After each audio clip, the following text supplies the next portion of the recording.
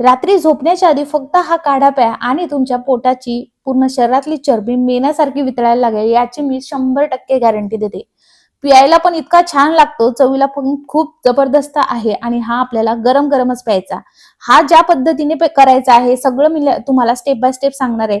पण त्याआधी तुम्ही बघू शकता मला ना एवढा जबरदस्त रिझल्ट येतोय. माझं खूप छान पद्धतीने फॅट लॉस यामुळे होत आहे आणि यामुळे ना सगळ्यात महत्त्वाचं जी चरबी आहे ना ती कमी होण्यास मदत होते. कारण माझी पोटावरची चरबी सुद्धा आणि बरीच कमी व्हायला लागलेली आहे. मला खूप चांगला असा रिझल्ट मिळतोय म्हणून मला असं वाटलं मला रिझल्ट मिळाला ना मग तुमच्यासोबत शेअरच करायला हवं. तर इकडे मी एका व्यक्तीसाठीच करते, माझ्यासाठीच. तुम्हाला जास्त व्यक्तींसाठी करायचं असेल त्यानुसार कपाचं प्रमाण घ्यायचं आहे आणि कमानेस आणि छोटच कप घ्यायचं आहे. 1 कप घ्यायचं आहे आपल्याला पाणी. त्यानंतर त्यामध्ये टाकायचे तुळशीचे पानं असे कट करून टाकायचे आहे. स्वच्छ असे तुळशीचे पानं धुवून घ्यायचे आणि यामध्ये टाकायचे. यामुळे आपलं मेटाबॉलिझम मस्त असं बूस्ट होतं. पण त्याचबरोबर आपल्या चहाला किंवा काढ्याला एक छान अशी चव येते तुळशीच्या पानांमुळे आणि नक्कीच पेली पाहिजे. छान असा लागतो सुद्धा, असं वाटते की आपण चहाच पितो की काय. त्यानंतर यामध्ये आपण अजून काही इन्ग्रेडियंट टाकणार आहोत. ते म्हणजे टाकणार आहोत अगदी थोडंसं धने. धने इकडे आपल्याला घालायचं आहे. धन्यामुळे चयापचय क्रिया वाढते, आपलं मेटाबॉलिझम डायजेशन एकदम चांगल्या पद्धतीने बूस्ट होतं. पण त्याचबरोबर आपल्या शरीरातील जे विषाणू पदार्थ आहेत ते बाहेर पडण्यास धने खूप चांगल्या पद्धतीने मदत करत असतात. त्यामुळे धने आपल्याला अगदी थोडेसे टाकायचे आहेत. आता बघा मी तुमच्यासोबत वेट लॉसची पावडर शेअर केली होती. ती वेट लॉसची पावडर कधी कधी तुम्हाला नाही पिली तरी चालेल, पण हा काढा जो आहे तुम्हाला प्यायचाच आहे. वेट लॉसची पावडर तुम्ही सकाळ सकाळी प्या, पण रात्री झोपताना हा काढा तुम्ही आवर्जून प्या. कारण या काढ्यामुळे तुम्हाला जबरदस्त रिझल्ट असे मिळणार आहेत. आणि मी तुम्हाला सांगते बनवायला सुद्धा खूप सोपं आहे. फक्त 2 मिनिट लागतात, जास्त वेळ लागत नाही. आपण काय करणार आहोत, आता हे पाणी चांगलं असं गरम झालेलं आहे. आता यामध्ये अजून आपल्याला काही इन्ग्रेडियंट घालायचे आहेत, पण ते इन्ग्रेडियंट सुद्धा असे आहेत की त्यामुळे आपल्या शरीरातील जे काही विषाणू पदार्थ आहेत ते बाहेर निघतात. पण त्यामुळे आपल्या शरीरातील मेटाबॉलिझम डायजेशन प्रॉपर होतं आणि आपल्या शरीरातील चरबी मेल्ट होण्यास मदत होते. चला आता यानंतर आपल्याला काय टाकायचं ते आपण बघूयात. तर यानंतर यामध्ये टाकायचं आहे आपल्याला ते म्हणजे ओवा. आता ज्या लोकांना मूळव्याध आहे किंवा उष्णतेचा फार त्रास आहे अशा लोकांनी ओवा इकडे स्किप केला किंवा थोडासा टाकला तरी चालेल.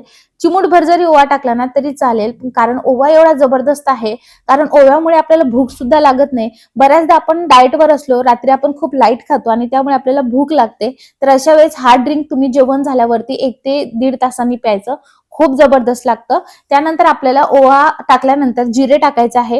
ते सुद्धा आपल्याला अगदी थोडं टाकायचं आहे. जिरे आणि ओव्याचं पाणी जरी तुम्ही पिलत ना दिवसभर जरी, तर तुम्हाला खूप जबरदस्त असा रिझल्ट बघायला भेटणार आहे. फॅट लॉस होतं. आता बघा आपण डाएट एक्सरसाइज नाही करत आहोत, फक्त वेट लॉस पावडर करतोय, हा काढा पितोय किंवा मी तुम्हाला वेगवेगळे ज्यूसेस सांगते ते करतोय. तर तुम्हाला हळूहळू का होईना पण रिझल्ट जबरदस्त भेटणार आहे. 6 महिने तुम्ही कंटिन्यू करा. मी सुद्धा हळूहळू करते आहे. मी काही जास्त एक्स्ट्रीम एक्सरसाइज करत नाहीये. मी फक्त वॉकिंग करत आहे आणि त्यामुळे ती पण एकच टाइम करते, ती पण संध्याकाळी. पण मला एवढा जबरदस्त रिझल्ट बघायला भेटतो आहे. मी माझ्या डाएटमध्ये दुपारी भाकरीच घेते, कधी पोळी घेतली तर मग ती सॅटर्डे संडेच असते. पण 5 दिवस माझं कंपल्सरी ज्वारीची भाकरी मी घेते, बाजरीचीही घेत नाही. कारण बाजरीमध्ये सुद्धा भरपूर उष्णता असते आणि मला सुद्धा उष्णतेचा त्रास आहे. त्यामुळे मी बाजरीची भाकरी घेत नाही. कारण ऑलरेडी आपल्या डाएटमध्ये आपण काय केलंय तर लाडू घेतलेला आहे किंवा हे असे चहा घेतो. यामध्ये ओवा वगैरे सगळ्या गोष्टी गेलेल्या असतात, त्या सुद्धा उष्ण असतात. त्यामुळे मग मी इकडे भाकरीच घेते आणि ज्वारीची भाकरी घेते. जारू किंवा शाळूची भाकरी तुम्ही घेऊ शकता, बाजरीची घेत नाही. त्यानंतर आपल्याला इकडे टाकायचे ओली हळद. ओली हळद तुमच्याकडे नसेल तर चिमूटभर इकडे आपल्या मसाला दाण्यातली हळद तुम्ही टाकू शकता.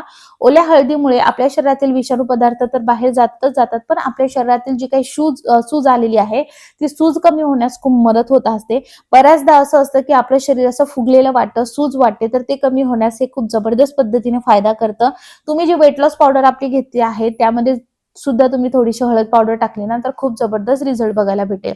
त्यानंतर अद्रक टाकायची आहे. अद्रकीमुळे जळजळ कमी होते, ऍसिडिटीचं प्रमाण जे आहे ते फार कमी होतं. यामुळे भूक सुद्धा लागत नाही, आपलं डायजेशन प्रॉपर होतं, मेटाबॉलिझम प्रॉपर होतं. आता हे सगळं मंद आचेवरती आपल्याला छान असं उकळू द्यायचं आहे. कारण यामध्ये आपण धने, जिरे, ओवा टाकलेला आहे, बाकीच्या गोष्टी सुद्धा टाकायच्या ज्या पावडर फॉर्म मध्ये आहेत, त्यामुळे आपण त्या थोड्या लेट टाकणार आहोत. यांचा अर्क या पाण्यामध्ये उतरण्यासाठी थोडासा वेळ लागतो. आपले हे सगळे टाकेपर्यंत, हे उकळण्यापर्यंत हा जो चहा आहे हा अर्धा कप झालेला असतो. आपल्याला अर्धा कपच प्यायचा, जास्त हा प्यायचा नाही.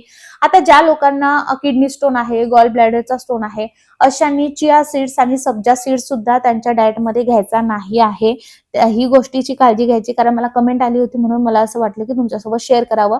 मी जे जे पदार्थ सांगितले ज्यामध्ये चिया सीड्स, सब्जा सीड्स वापरले ते तुम्ही घेऊ नका. त्या छोट्या छोट्या बिया असतात.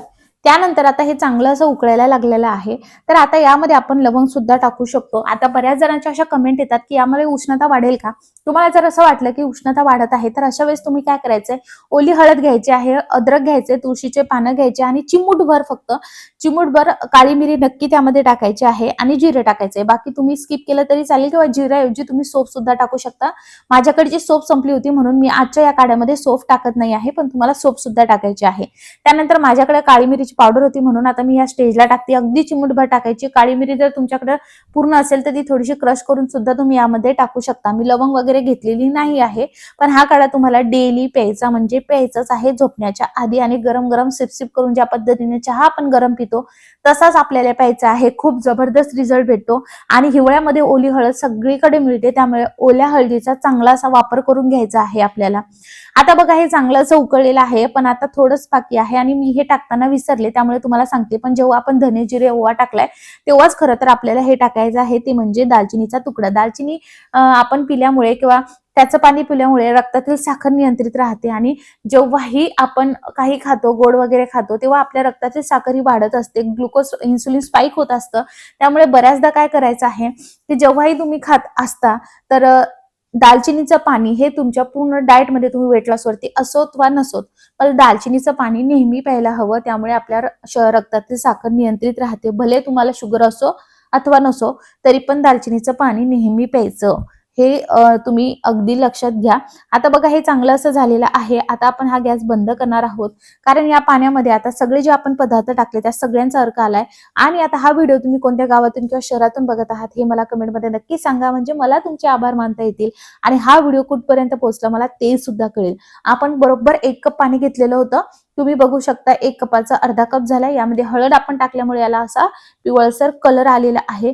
हा चहा एवढा जबरदस्त लागतो. तुम्हाला जर असा पिला जात नसेल, स्टार्टिंगच तुमची असेल, तर यामध्ये तुम्ही थोडंसं मध टाकू शकता, पण साखर टाकू नका आणि गूळ सुद्धा टाकू नका, कारण हा खूप जबरदस्त असा काम करतो.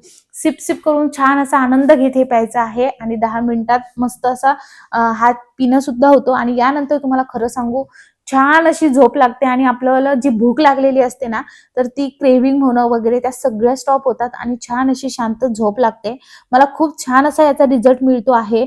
माझ्या शरीरावरती सुद्धा मला असं वेट तर होतच, पण त्यासोबत मला असं सूज सुद्धा वाटत होती. तर मी ओली हळद ना माझ्या याच्यामध्ये डेली घेत आहे, तर मला खूप छान असा त्याचा रिझल्ट मिळत आहे. मी हे जे तुमच्यासोबत शेअर करते हे मी सुद्धा घेते आहे, त्यामुळे स्टे ट्यून. मी सुद्धा वेट लॉस वरती आहे. तुम्ही सुद्धा वेट लॉस करत असाल तर किती केजी वेट कमी झाले हे कमेंटमध्ये नक्की सांगा आणि तुमचं नाव आणि गाव नक्की सांगा. चलो बाय.